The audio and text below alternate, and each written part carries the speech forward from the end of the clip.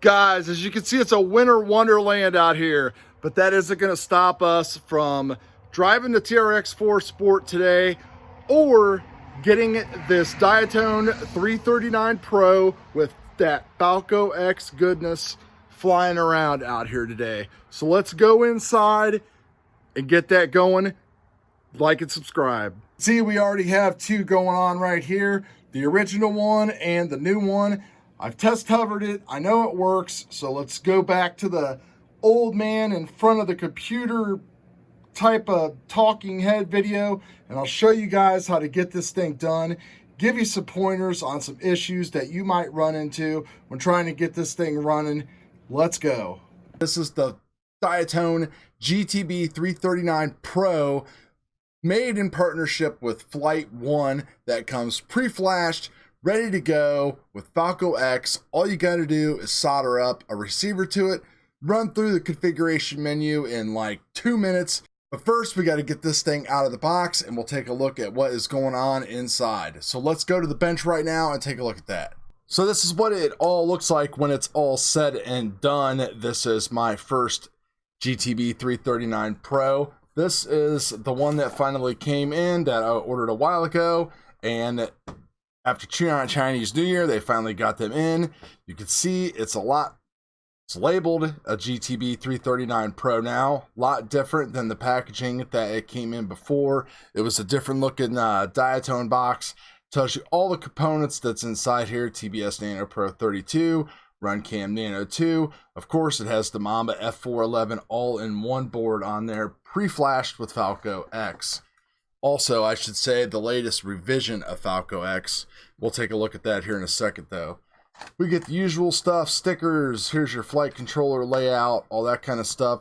We're going to put this to the side so we can do some soldering. Comes with some different connectors here, so if you want to just wire up some various receivers directly, you can. We get a couple sets of props, spare screws, Velcro straps, antenna tubes, all that stuff. And in here, inside the box, is the main player itself. This is the Diatone 339. First look here, everything looks exactly the same as the other unit, which is great because this thing flies amazing. So without zooming in and doing the whole close-up thing, what I do is I desolder that plug that is on there, and then I just wire up the CROSSFIRE receiver to it. You only need power, ground, and just channel 1 onto RX1 on the Mamba board for Flight 1. You don't got to worry about CRSF, so then you are set up. Now, the one thing I hate doing more than anything is trying to unlock a TBS VTX. It just is a painful experience. So what I also do is I go over on that side and just fish out the little wire that's soldered up to T2, I believe it is, or TX2. Desolder that from the board, pull that out a little bit, and then you can see I have it wired up to channel 4 over here, so that way we can have smart audio running right to the CROSSFIRE. We always know what channel we're on. We always know what our strength is. For some reason, that just does not work. I do not know why. So what I ended up having to do was actually go ahead and unlock the VTX and set everything manually. I had a problem with my first GTB 339 getting smart audio to work. I'm having that problem with this one as well. They're both set manually. Something's up with this Diatone version of the Pro Nano 32. I'm not sure what it is. The CROSSFIRE Nano doesn't even see it. I've never had this problem before, so I have a message and stuff out to Preston to try to figure out why this doesn't work. But I just wanted to interject and let you guys know that wire it up the way that I told you to, and then let's just hope that we can figure out something. If not, you're going to have to do it manually. Big bummer. Instructions are online on how to do it. It's not that bad once you just kind of watch the beeps and read through everything, and make sure you don't turn pit mode on while you're doing it, or you got to do it all over again. So back to Chad. So I have this stuff all soldered up now. All we got to do is power it up, turn on the radio, run through the Falco X setup menu, and we will be good to go. We actually can do that on the Falco X app.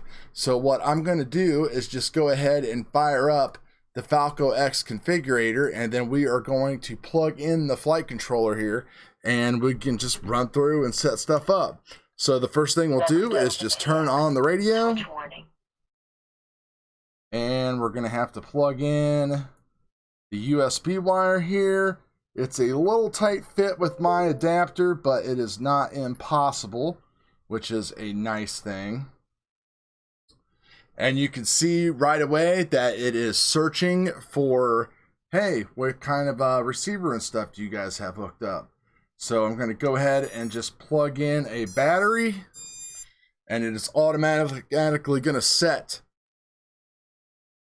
And I'm going to move my arm switch. I already have this stuff set up. One other thing too, you can see what version you are flashed with right there. We are on the current version of Falco X. So I'm going to move my arm switch, move the sticks in circles for 2 seconds. Center all sticks, lay quad flat. Move the throttle to the bottom. Yaw stick to the left. Pitch back and down, and roll to the left. Move your switch to the arm position and roll right.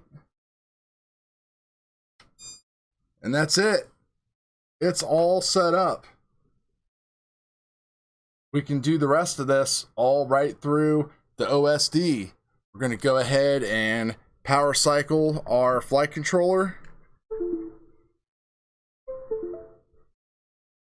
Telemetry lost. Plug the battery back in.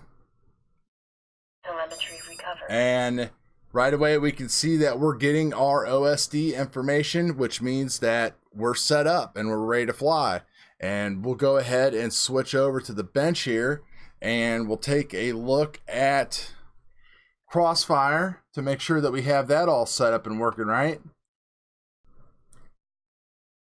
This is my setup flying, not the one right here, of course. This is what I was flying the other day. Just love this ship. It's the only ship that I care to fly right now. As you can tell, I was pretty excited about it before, so I got a true backup if anything does happen.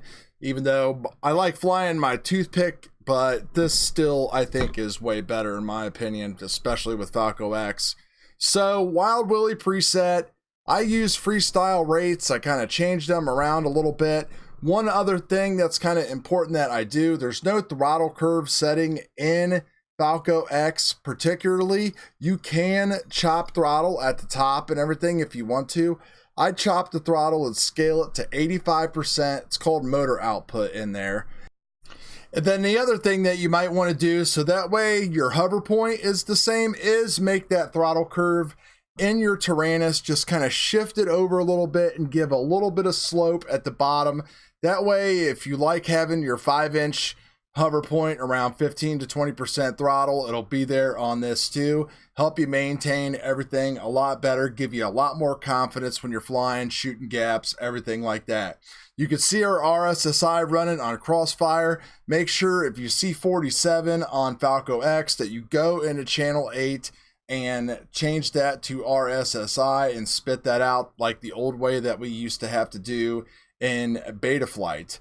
I do have RC smoothing set on in Falco X to 25. That's going to be under your PID profile. Set up your OSD however you want to. It's real simple and easy to do. I have to move mine down a little bit because the HCO2s for some reason chop the edge of everything off. Pretty annoying for a brand new set of goggles to do something like that, but that's just the way it is. And yeah, put your motor screws in so you can use Koopa mode and everything like that. 3S450 batteries, all that good stuff. Just fantastic, man. Like, this thing is just where it's at. It's so worth the money. Definitely go out and get one. I am going to charge up my batteries and get outside and go fly. Thanks for stopping by, guys. If you have any questions, please let me know, and don't forget to like and subscribe to the videos. Later.